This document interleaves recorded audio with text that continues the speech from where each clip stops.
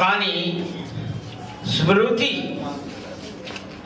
ఆ స్మృతిలో దివంగతురాలైనటువంటి ఆ పాపకు నివాళులు అర్పిస్తూ,